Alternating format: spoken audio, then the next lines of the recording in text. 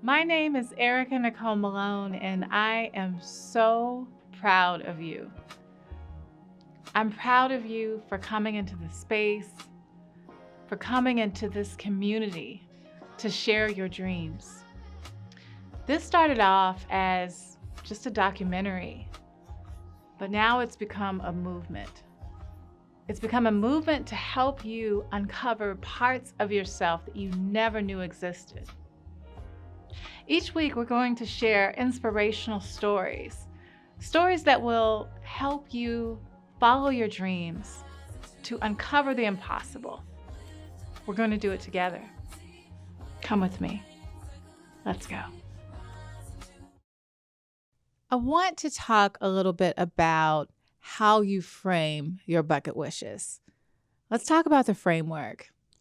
So when I first started off with my wishes, I was actually thinking, what are some of the things that I've done that have really affected my self-esteem? I wasn't thinking like, let's go climb Mount Everest. I wanted to create achievable things that I felt really affected my self-esteem.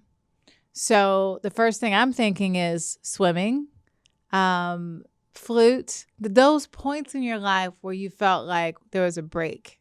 There's a break in your self-confidence, a break in your happiness, a part of your will is broken. That is what I want you to go to. For me, again, it was the flute. I had a flute. It was stolen.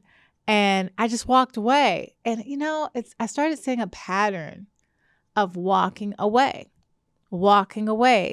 Not just when something gets hard, but if I am not like completely mastering it, if I'm not like hitting it, out the park, then I'll just quit.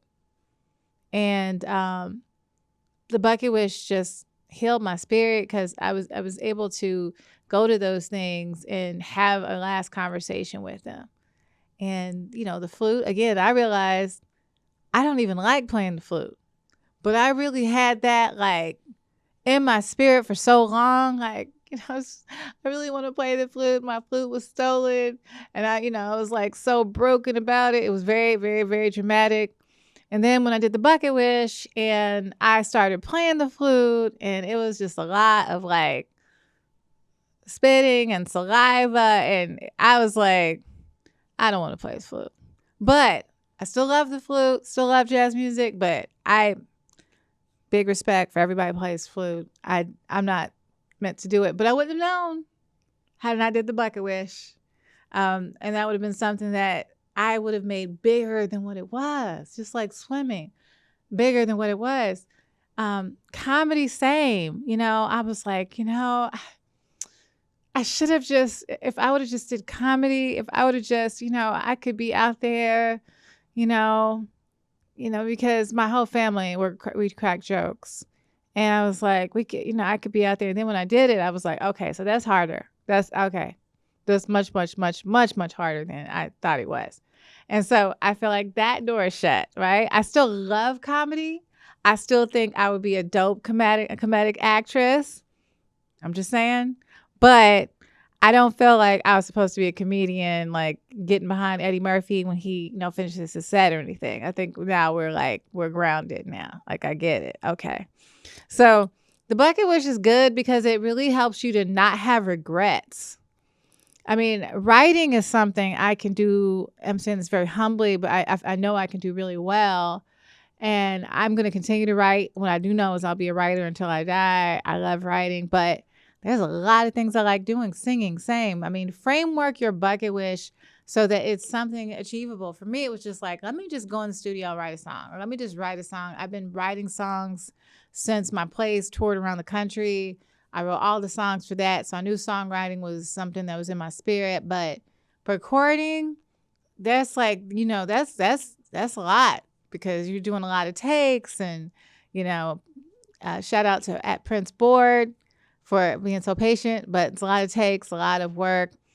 So framework your bucket wishes to where it's achievable goals. Don't try to say I'm going to lose 60 pounds by next week because it's not going to happen unless something's wrong.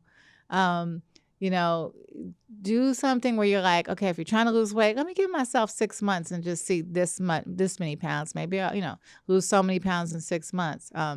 Consult your doctor, but try to do things that are achievable and that can help you guide you towards where you want to go. And there's so many things that I try to do, and I'm like, I'm going to love this. I'll do it, and I'll do it forever. Only to find out there's some things I loved and some things I'd never try again. And it's not because I don't respect it, but I don't feel like this is really what I want to do. But what it did do is build up my confidence for the very next thing that was on my list, for the next wish I had. Like now I'm writing a whole new list of 10. And I'm so excited for that list. I already said to myself, I'll do this list until I die, for sure. I'll do 10 things. I'll probably do 10 things a year because it really does. Because, there's just so much. I'm like, wow, I didn't know I could do that. There's just so much I haven't tried that I'm really, really excited to try. And because then you're fully living, right? Just think about it. If you do the same thing every day, you get up, you go to work, you clock in, I'm doing that, I'm typing, okay, clock out, go home, make dinner, watch TV, go to bed. Like you do that, like you'll look up and you're going to be 50, 60, 70 years old and never really living. Living is really going inside your spirit and searching things out and having a conversation with yourself and like, okay, what is it you want to do today? Well, I want to do this, I want to do that. Like push yourself to that part, that window where you look out and you want to see what's on the other side. Don't just stay in that temple. Don't just stay in your house. Just go look outside. Stick your head outside. See what's over there. And you're going to be surprised. You're going to be surprised what is around the bend. Something to really think about is just celebrating the small goals that you achieve, celebrating the small wins. If it's a small thing, like I planted a flower today, and if it's a small win, really celebrate that. That call you wanted came in, or that chapter of the book you wrote it.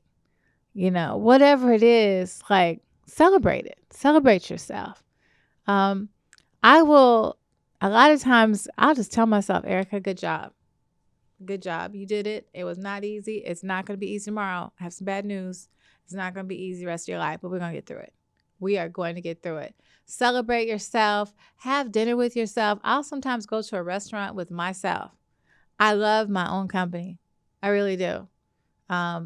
Because I feel like I'm achieving something because I'm thinking and I'm, I don't have to have another person's thoughts integrate with mine necessarily.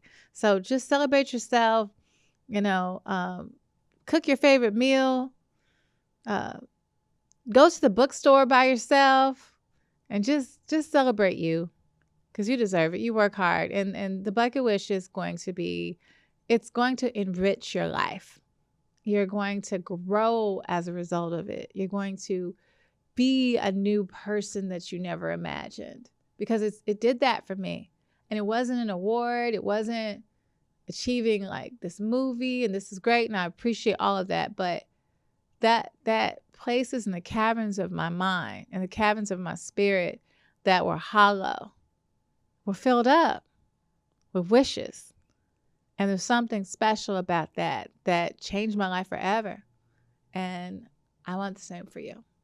Compiling a list of wishes or creating a list of wishes is not easy because it just requires so much thought. And a lot of people don't have time to think, right? So the number one thing that you need is time to just be silent. And as my grandmother said, get still. So you get still and you listen to your spirit.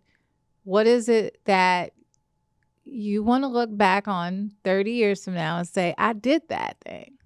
I did that. So write down that list.